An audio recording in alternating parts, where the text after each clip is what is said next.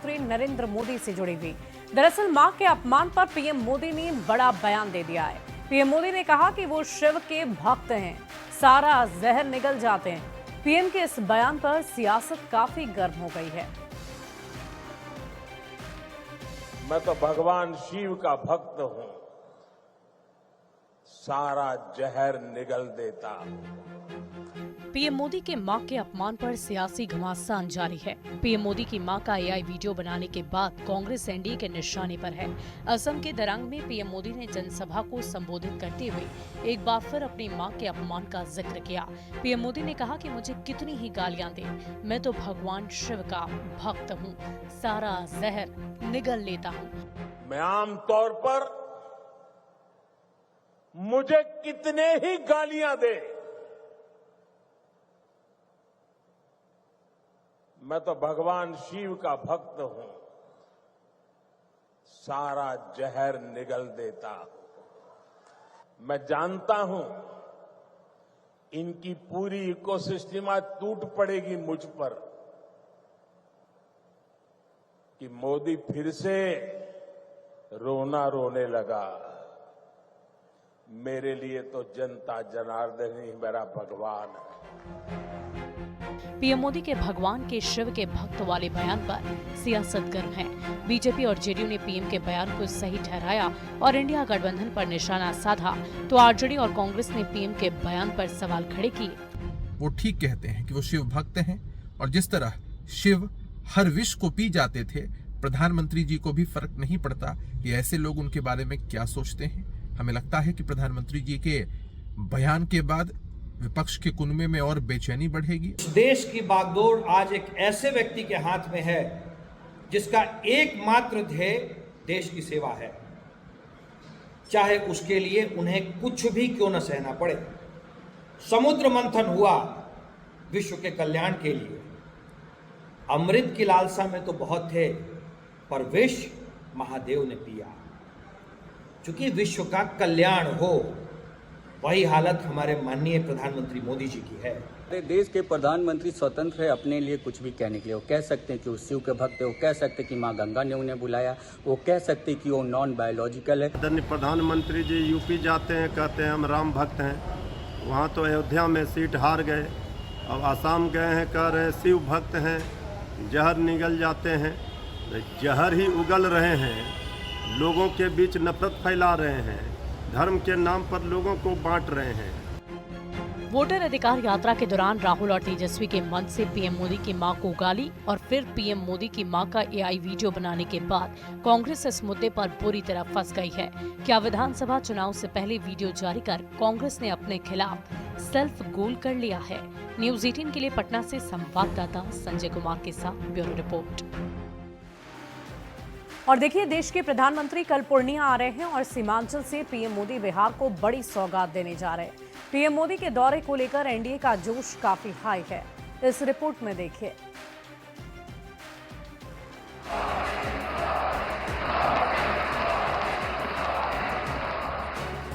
चुनावी साल में पीएम नरेंद्र मोदी एक बार फिर बिहार के दौरे पर आ रहे हैं। पीएम मोदी 15 सितंबर को पूर्णिया आ रहे हैं। हमेशा की तरह पीएम मोदी इस बार भी बिहार में सौगातों की बारिश करने वाले हैं। पीएम मोदी करीब 40,541 करोड़ रुपए की विकास योजनाओं का शिलान्यास और उद्घाटन करेंगे।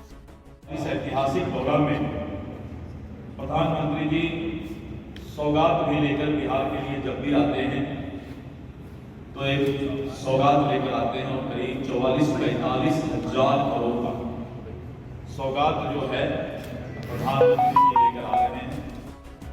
पीएम मोदी अपने इस दौरे में सीमांचल से बिहार को बड़ी सौगात देने जा रहे हैं। पीएम पूर्णिया एयरपोर्ट का उद्घाटन करेंगे और वहां से पहली कमर्शियल फ्लाइट को हरी झंडी दिखाएंगे। पूर्णिया एयरपोर्ट के उद्घाटन से कनेक्टिविटी का नया रास्ता खुल जाएगा। पूर्णिया एयरपोर्ट से 17 सितंबर से इंडिगो एयरलाइंस विमान सेवा शुरू करने जा रहा है। इंडिगो का विमान रांची से पूर्णिया वाया कोलकाता के लिए उड़ान भरेगा। नरेंद्र मोदी पूर्णिया से अररिया को रेल की बड़ी सौगात देने वाले हैं। लगभग 111 किलोमीटर लंबी अररिया गलगलिया रेलखंड का पीएम उद्घाटन करने वाले हैं। पीएम अररिया गलगलिया के बीच नई रेल लाइन की शुरुआत करेंगे। 4,412 करोड़ की लागत से 111 किलोमीटर नई रेल लाइन बनी है। विक्रमशिला कटेरा के बीच 26 किलोमीटर की नई रेल लाइन बनी है। विक्रमशिला कटेरा रेल लाइन पर 2171 करोड़ की लागत आई है। अररिया गलगलिया नई रेल लाइन से नेपाल बॉर्डर के सुदूरवर्ती गांव भी अब रेल लाइन से सीधे तौर पर जुड़ जाएंगे। वहीं पीएम नेपाल बॉर्डर के जोगबनी से वंदे भारत और इरोड तमिलनाडु के लिए अमृत भारत ट्रेन को हरी झंडी दिखाकर रवाना करेंगे। पीएम मोदी पूर्णिया दौरे के दौरान बिहार के 40,920 परिवार को पीएम आवास योजना का लाभ देंगे। प्रधानमंत्री शहरी आवास योजना के तहत 5,920 परिवार को घर देंगे। साथ ही पीएम ग्रामीण आवास योजना के 35,000 परिवार को घर मिलेंगे। पीएम मोदी भागलपुर को बड़ी सौगात देने जा रहे हैं। भागलपुर में पीएम मोदी 2400 मेगावाट के पावर प्लांट का उद्घाटन करेंगे। पीरपैंती में 800 मेगावाट की 3 यूनिट की शुरुआत होगी। नमामि गंगे परियोजना के तहत एसटीपी की शुरुआत होगी। सीवरेज ट्रीटमेंट प्लांट पर 413.29 करोड़ की लागत आने वाली है। पीएम मोदी के पूर्णिया दौरे को लेकर बीजेपी कार्यकर्ताओं का जोश काफी हाई है। चुनावी साल में पीएम मोदी लगातार बिहार को सौगात दे रहे हैं और इस बार पूर्णिया एयरपोर्ट का उद्घाटन काफी खास रहने वाला है। न्यूज़ 18 के लिए पूर्णिया से कुमार प्रवीण की रिपोर्ट। और देखिए, पीएम मोदी कल पूर्णिया एयरपोर्ट का उद्घाटन करने वाले हैं। पूर्णिया के शीशाबाड़ी में पीएम मोदी की एक बड़ी जनसभा होने वाली है। जनसभा में लगभग 1 लाख से ज्यादा लोगों के बैठने की व्यवस्था की गई है। बारिश को मद्देनजर रखते हुए वाटरप्रूफ पंडाल बनाए गए हैं। जायजा लिया है न्यूज़ 18 संवाददाता रवि एस नारायण ने। प्रधानमंत्री नरेंद्र मोदी कल पूर्णिया पहुंचने वाले हैं और पूर्णिया की धरती से एक बड़ी शुरुआत होने वाली है। यहाँ एयरपोर्ट का उद्घाटन होने वाला है, जो न सिर्फ पूर्णिया बल्कि पूरे सीमांचल की जो है वो दिशा बदल कर रखने वाला है। और यहाँ आपको बता दें कि पूर्णिया एयरपोर्ट का जब उद्घाटन होगा उसके बाद से पूर्णिया का ये शीशाबाड़ी का जो ये मैदान है, यहाँ पे वो जो बड़ी जनसभा है उसका यहाँ पे संबोधन करेंगे लोगों को। और इसकी जो है वो भव्य तैयारी जो है वो की गई है। आपको बता दें कि यहाँ पे लाखों की संख्या में जो लोग हैं वो जुटेंगे। तैयारियां देखिए पूरी है। यहाँ पे मंच सजा हुआ है, यहाँ पे लाखों जो कुर्सियां हैं वो लगाई गई है। बारिश होने के कारण जो है लोगों को परेशानी ना हो, इसे देखते हुए पूरा वाटरप्रूफ जो है वो यहाँ पे लगाया गया है। और आपको बता दें कि सुरक्षा के व्यापक जो प्रबंध हैं वो यहाँ पे किए गए हैं। और जिस तरह से ये यहाँ पे तैयारियां पूर्णिया की इस जनसभा के लिए किया गया है, और बता दूं कि ये जनसभा यहाँ पे जो तैयारी है वो माना जा रहा है कि ऐतिहासिक होने वाली है। भीड़ जो है वो बड़ी संख्या में लोग यहाँ पे जुटने वाले हैं। और सबसे खास बात है कि पूर्णिया की इस धरती से न सिर्फ ये बिहार का चौथा एयरपोर्ट जो है वो बिहार को मिलेगा, और यहाँ से एक नए रास्ते जो हैं वो खुलेंगे। यहाँ पे उद्योग जगत हो, यहाँ पे जो तमाम शिक्षा हो, स्वास्थ्य हो, तमाम जो रास्ते हैं उनके पंख लगने हैं। तो यहाँ पे उड़ान के साथ साथ जो पूर्णिया लेने वाला है, उसके साथ साथ यहाँ पे जो बड़ी जनसभा होनी है, इसको लेकर के तैयारियां जो है वो मुकम्मल है। और सबको इंतजार है कल सुबह का, जब प्रधानमंत्री यहाँ से लोगों को संबोधित करेंगे। कैमरा पर्सन सुबोध के साथ रवि एस नारायण, न्यूज़ 18 पूर्णिया। और चुनावी साल में सीटों के बंटवारे पर सियासी घमासान तेज हो गया है। जीतन राम मांझी ने 15 सीट पर दावा ठोक दिया है। मांझी ने कहा कि अगर 15 सीट नहीं मिली तो अकेले 100 सीट पर चुनाव लड़ेंगे। मांझी के इस बयान पर सियासत गर्मा गई है। 15 सीट की बात आती है, 15 सीट हमको मिलेगा तो हम 8 सीट जीत जाएंगे, तो एक क्राइटेरिया है। और नहीं तो फिर हम भी 50 या 100 सीट पर लड़ेंगे। एनडीए में सीट शेयरिंग पर केंद्रीय मंत्री और हिंदुस्तानी अवाम मोर्चा के संरक्षक जीतन राम मांझी ने पेंच फंसा दिया है। मांझी ने एनडीए में कम से कम 15 सीटों पर अपना दावा ठोका है। अगर ऐसा नहीं हुआ तो फिर 100 सीटों पर चुनाव लड़ने की बात कही है। उन्होंने कहा कि इस बार उनकी पार्टी का लक्ष्य किसी हाल में मान्यता प्राप्त दल बनना है। इसके लिए आवश्यक है कि पार्टी को कम से कम 8 सीटों पर जीत हासिल और कुल मतों पर 6% वोट मिले। अगर 60% स्कोरिंग सीट माना जाएगा तो भी अगर कहा जाएगा तो 15 सीट की बात आती है, 15 सीट हमको मिलेगा तो हम 8 सीट जीत जाएंगे। तो एक क्राइटेरिया ये है, और नहीं तो फिर हम भी 50 या 100 सीट पर लड़ेंगे। हर जगह हमारा 10,000 15,000 हमारा वोटर्स है, जीत करके 6% हम वोट ले आएंगे, हम मान्यता प्राप्त कर लेंगे।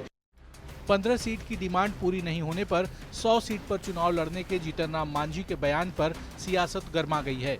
मांझी के बयान के बहाने महागठबंधन के नेताओं ने तंज कसा है, जिस पर सत्ता पक्ष के नेताओं ने भी पलटवार किया है।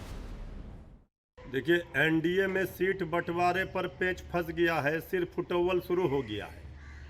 अब आदरणीय जीतन बाबू मांझी जी ने कहा है कि अगर हमको उचित सीट नहीं मिला तो 100 सीटों पर चुनाव लड़ेंगे। उनको लड़ना भी चाहिए, लेकिन हमें लगता है उनको 10 सीट भी नहीं दिया जा रहा है। सिर्फ जीतन राम मांझी ही नहीं, चिराग पासवान जी भी वहाँ खफा है, उनका भी अपमान हो रहा है। जाति के नाम पर मांझी जी और पासवान जी को लगातार अपमानित किया जा रहा है। और हम सभी लोगों का एकमात्र लक्ष्य है बिहार में एनडीए की सरकार बनाना। 225 सीटों का जीत का लक्ष्य है, और उस लक्ष्य के लिए सभी हमारे सहयोगी गठबंधन के लोग, एनडीए के साथी काम कर रहे हैं। सीट किसको कितना होगा ये कोई मायने नहीं रखता है। देखिए, एनडीए में सीटों को लेकर कोई विवाद नहीं है। जीतन राम मांझी जी एनडीए के वरिष्ठ और सम्मानित सहयोगी हैं, सभी उनका बड़ा सम्मान करते हैं। लेकिन एनडीए में सीटों का बंटवारा सामूहिक सहमति से शीर्ष नेतृत्व द्वारा होता है। चुनावी साल में सीटों की दावेदारी पर सियासत तेज हो गई है। एक तरफ महागठबंधन में सीटों को लेकर रसाकसी जारी है, तो एनडीए में सीटों के बंटवारे पर तनातनी है। मांझी ने 15 सीटों की डिमांड कर एनडीए की परेशानी बढ़ा दी है।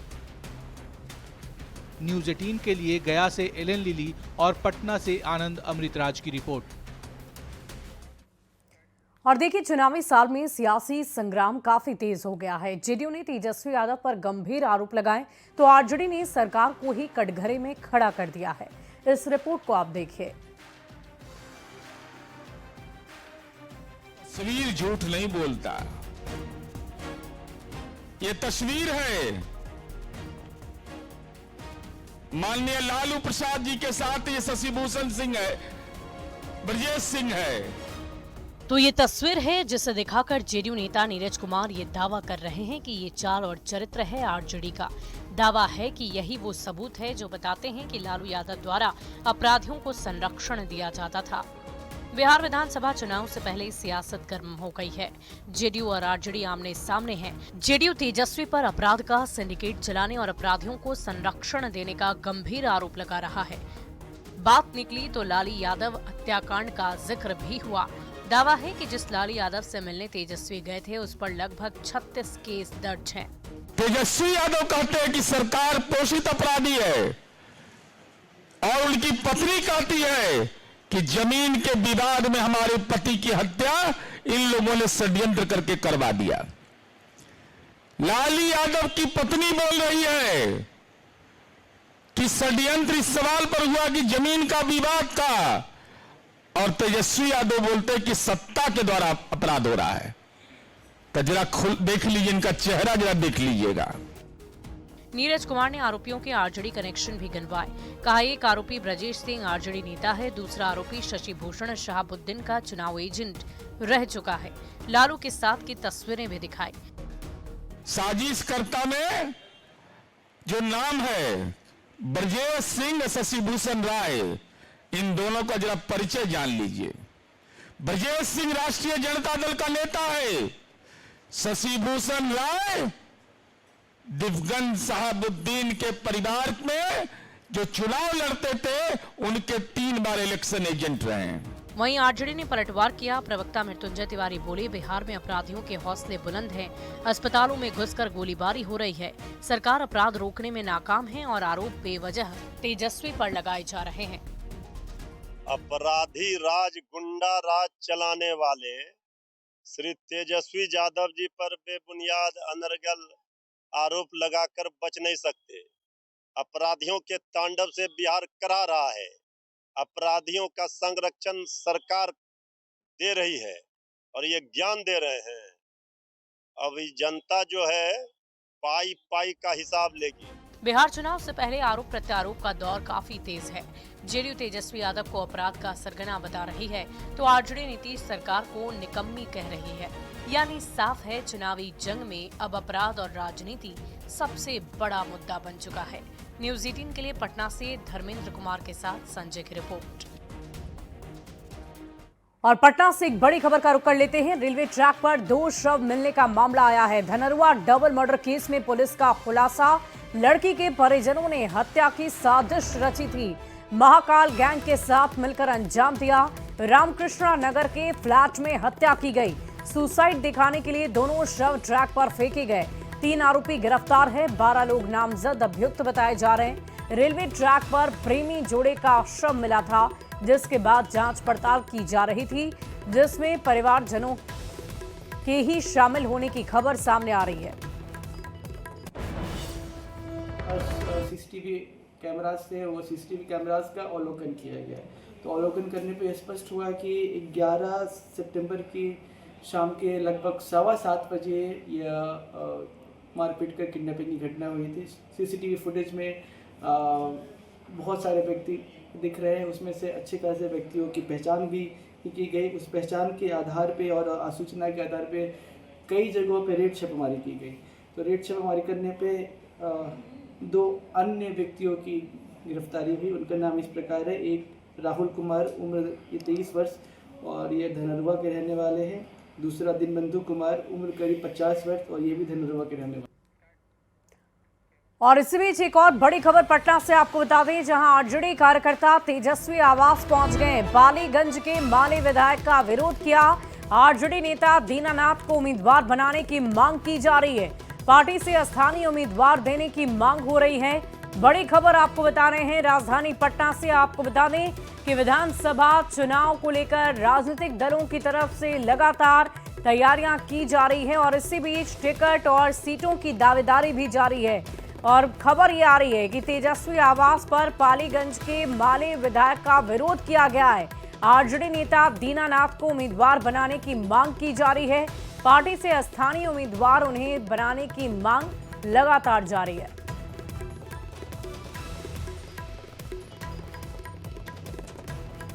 इधर नेता प्रतिपक्ष तेजस्वी यादव ने प्रधानमंत्री मोदी पर बड़ा हमला किया है। तेजस्वी ने पूर्णिया मेडिकल कॉलेज के निरीक्षण पर बयान देते हुए कहा कि पीएम विकास की बात नहीं करते, सिर्फ घुसपैठियों पर ही बात करते हैं।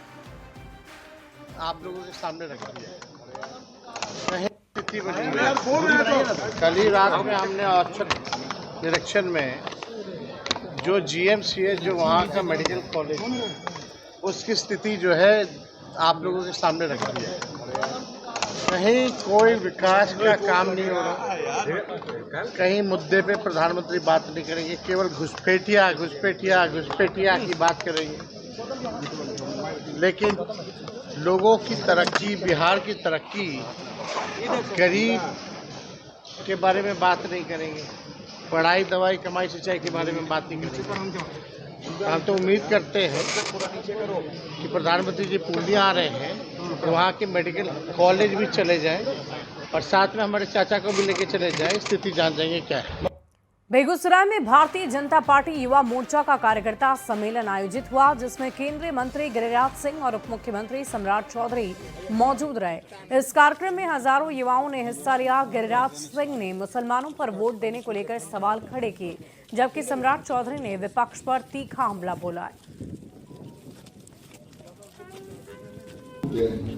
मैं डंके की चोट पे कहता हूँ, मौलवी साहब ये काम बंद कर दो, आम मुसलमानों के ऊपर फतवा मत जारी करो, ये राजनीति है, आपका काम है धर्म का प्रसार करना। अगर मस्जिदों से राजनीतिक फतवा जारी करोगे तो मंदिरों से भी घड़ी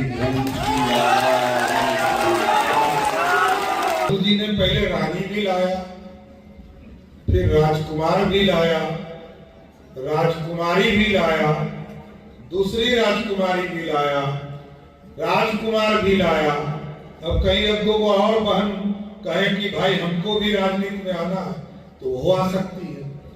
तो लोकतंत्र वाला राज चाहिए या राजतंत्र वाला चाहिए?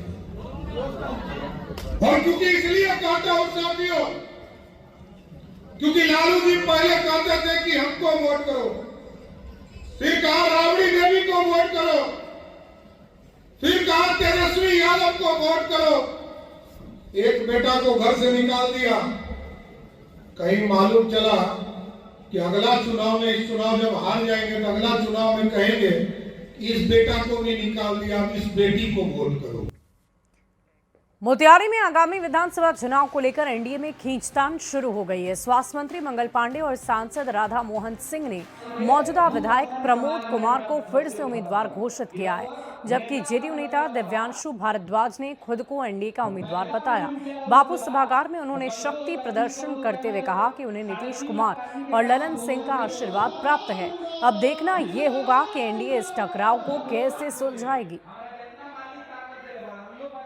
अच्छा, एनडीए गठबंधन ने घोषणा किया तो एनडीए के नेता नरेंद्र मोदी जी, एनडीए के नेता हैं नीतीश कुमार जी, एनडीए के हमारे नेता हैं सम्राट चौधरी जी, दिलीप जायसवाल जी। किसी कहीं आया कि सीट बट गया है, कौन किस सीट पर लड़ेगा इसकी कोई घोषणा हुई है अभी तक? चौधरी भी तो नेता अरे तो नेता हैं, वो तो आए थे एनडीए के। अशोक चौधरी जी उन्होंने नारा लगा रहे थे, आपने सुना नहीं कि मोतिहारी में एनडीए जीतेगा ना, मोतिहारी में कमल खिलेगा ना, तो क्या नारा लगाएंगे मंच से? इस बार इस सीटिंग है, उन्होंने कहा कि सीटिंग है, वो उनका मामला, उन पर हम कोई टीका टिप्पणी नहीं करना चाहते हैं, कर रहे हैं। हम लोग अपने पूरे डेकोरम से, पूरे शिष्टाचार से पार्टी में उम्मीदवारी कर रहे हैं। लोग टिकट कंफर्म करते चल रहे हैं तो मेरा भी कंफर्म है, हम भी चुनाव। और एशिया कप में आज भारत की पाकिस्तान से भिड़ंत है। रात 8 बजे दुबई इंटरनेशनल स्टेडियम में ये मुकाबला खेला जाएगा। भारत और पाकिस्तान के बीच मैच को लेकर राजनीतिक और धार्मिक बहस काफी तेज हो गई है। धर्म गुरु शंकराचार्य अविमुक्तेश्वरानंद सरस्वती ने पाकिस्तान की घुसपैठ और धर्म पूछ कर लोगों को मारने की बात कही। उन्होंने कहा कि ऐसे देश के साथ मैच खेलना बहुत तकलीफ देने वाला है।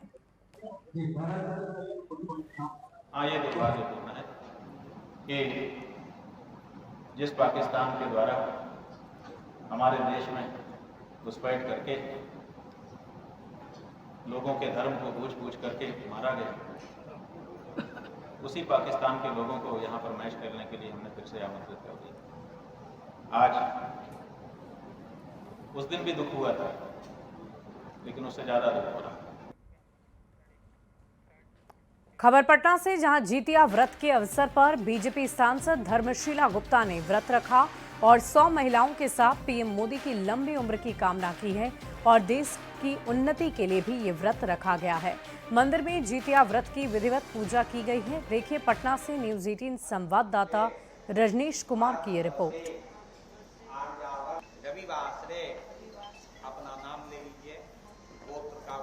यह महापर्व है और देश भर में मां अपने बेटे के लिए जितिया व्रत की है। तो ऐसे में राजधानी पटना की अगर बात करेंगे तो यहाँ पर बीजेपी सांसद धर्मशीला गुप्ता और यहाँ पर जो 100 महिलाएं हैं लगभग, वो देख सकते हैं कि भारत के प्रधानमंत्री पीएम मोदी के नाम जितिया का व्रत रखा है। और पत्रकार नगर की ये तस्वीर, जहां पर बैनर पोस्टर लगाकर पूजा अर्चना भी की जा रही है और पूरे पारंपरिक विधि विधान के साथ देख सकते हैं किस प्रकार से सांसद खुद पूजा पर बैठी हुई है। गुप्ता, क्या लग रहा है कि आज आपके साथ तो 100 महिलाएं आज जितिया व्रत की हैं? आज का दिन बहुत ही पवित्र दिन है और बिहार की हर माँ, देश के बेटा, भारत माता के बेटा आदरणीय नरेंद्र मोदी जी के लंबी आयु के लिए, दीर्घायु जीवन के लिए, जो एक प्रधान सेवक के रूप में भारत को विकास की डगर पे निरंतर आगे की ओर बढ़ा रहे हैं और भारत की अर्थव्यवस्था को मजबूत कर रहे हैं। हमारे साथ हमारे बिहार की सभी माँ, प्रत्येक जिले में, हमारे 52 जिले हैं, प्रत्येक जिले में हमारी माँ आदरणीय मोदी जी के दीर्घायु जीवन के लिए वो जिस तरह से देश का नेतृत्व कर रहे हैं, महिलाओं को सम्मान दे रहे हैं, महिलाओं का पूजा करते हैं, देवी समझते हैं। तो आज हम सभी माँ आदरणीय प्रधानमंत्री जी श्री नरेंद्र मोदी जी के दीर्घायु जीवन की कामना करते, हमारे जीवित वाहन भगवान को प्रणाम करते हैं। संतुष्टि मिल रही है, इस बार खास है जितिया? बिल्कुल खास है, क्योंकि ऐसे ही देश विकास की ओर आगे बढ़ते रहे और हम युवा अगर हैं, हमारे बच्चे अगर वो रहेंगे और विकास के रास्ते पे जाएंगे तो हमारे बच्चे भी वैसे ही विकास के रास्ते पे आगे बढ़ते रहेंगे।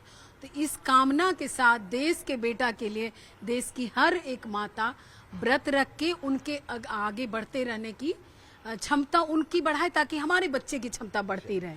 बिल्कुल, देश के बेटा के नाम आज जितिया का व्रत रखा गया है और महिलाएं जो हैं किस प्रकार से उत्साहित हैं, आज समझ सकते हैं। निर्जला व्रत है और सुबह से ही सभी जो है एक तरह से भूखे प्यासे जो हैं व्रत में हैं, बावजूद चेहरे पर उत्साह है और एनर्जी भी दिख रही है। साफ तौर से कोई मतलब थकावट नहीं दिख रही है, बिल्कुल नहीं। जहाँ की हमारे माननीय प्रधानमंत्री जी इतने उम्र होने के बावजूद भी हम सब हमारे देश के लिए दिन रात दौड़ते रहते हैं, वहाँ हम एक दिन के लिए व्रत रखते हैं तो वो भी कम पड़ता है हमारा सेवा। अगर प्रधानमंत्री जी के लिए, देश के लिए, हम माएँ सब दिन व्रत किए हैं अपने बच्चों के लिए, अगर एक व्रत प्रधानमंत्री जी के लिए करते हैं तो हमारा सौभाग्य है कि आज जितिया खास है बिहार की महिलाओं के लिए, क्योंकि एक जितिया महापर्व भारत माँ के बेटा पीएम मोदी जी के नाम।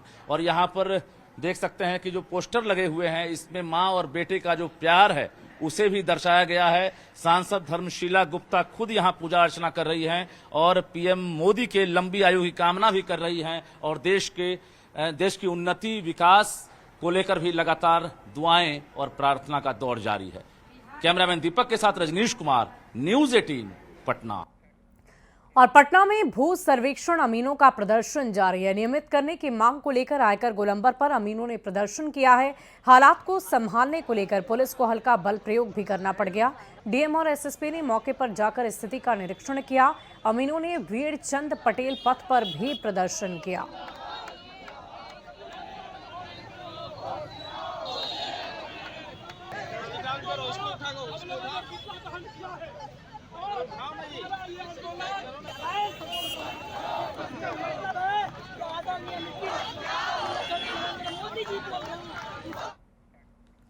और अपना बिहार